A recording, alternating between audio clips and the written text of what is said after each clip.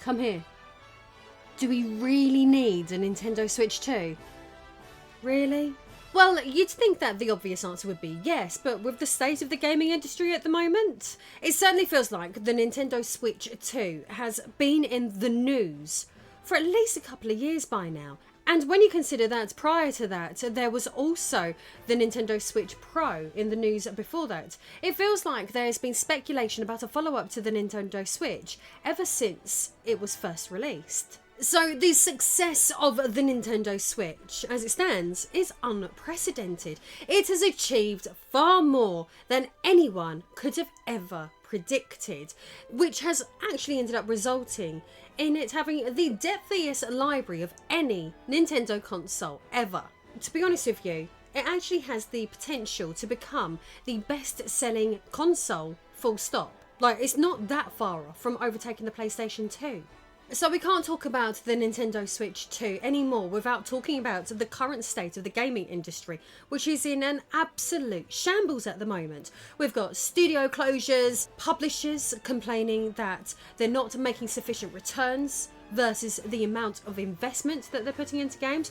We've got ridiculous mixed messages coming to us from companies like Xbox talking about new hardware, but also closing development houses and talking about investing in mobile gaming and looking for new audiences. There's a lot of stuff at the moment that's not making any sense whatsoever. So yeah, we've got these well-respected giants like Square Enix, for example, who are openly admitting that consumer demand doesn't exist in parallel to the amount that they have invested in games at the moment. So they're pulling away from Sony and stopping doing exclusives going forward. The gaming industry, quite frankly, is in tatters at the moment. So when you consider also that the general public has got much less disposable income now than they have for quite a long time in history, is now really the appropriate time to be talking about releasing new hardware? Is it? Is it really?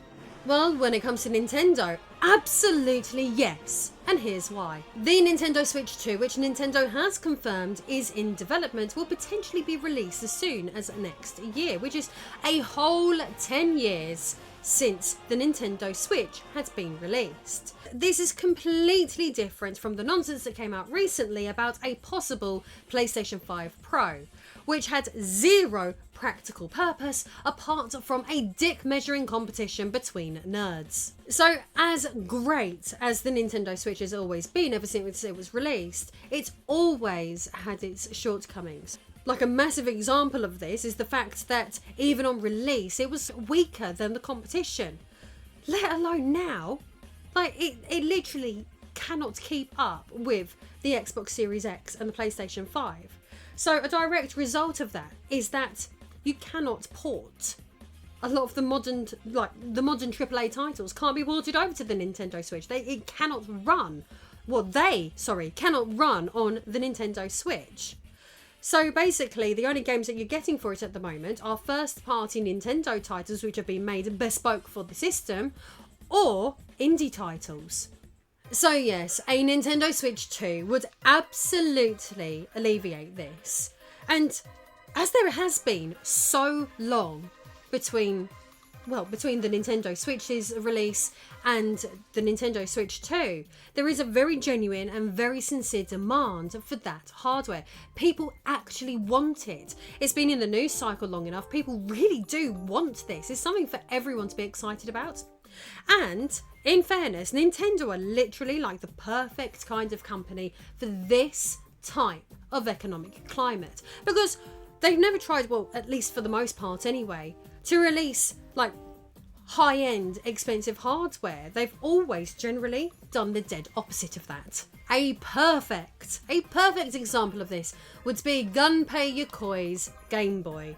It was 8-bit and had a monochromatic screen, and it was dated on release in 1989. It was dated on release. Yet it remained popular and in circulation until in the new millennium, before they updated it and released something new. You can't get a better example of Nintendo releasing something which was wildly popular, but it wasn't the most powerful on the market. Like the Sega Game Gear was technically better than it in many ways, it never outsold it. And the Atari Lynx as well, same thing. You don't have to put out the most top rated piece of hardware on the market for it to A, be popular, and B, be successful. But yeah, the Nintendo Switch itself has kind of been like that itself too.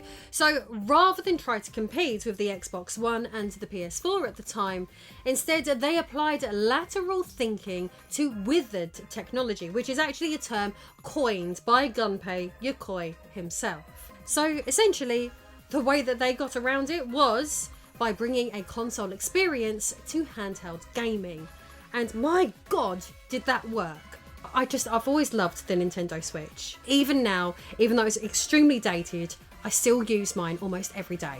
So yes, the whole point was that the Nintendo Switch was going to bring console gaming experiences on the go. Like, how many people have taken their Switch on an aeroplane with them, or taken them on long car journeys with them, or sat on the train with them? Like, they are literally perfect for taking it, putting it in your bag and going wherever you need to go, and then being able to play them wherever. Personally, now, I am generally using my Nintendo Switch to play first-party titles. Because if I want to play third-party titles on the go, I'm actually mostly using the Steam Deck. As I was saying earlier, third-party titles, either if they are released on the Nintendo Switch, they don't run as good as their console counterparts.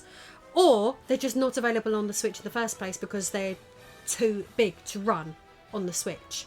An example of that for me would be The Witcher 3.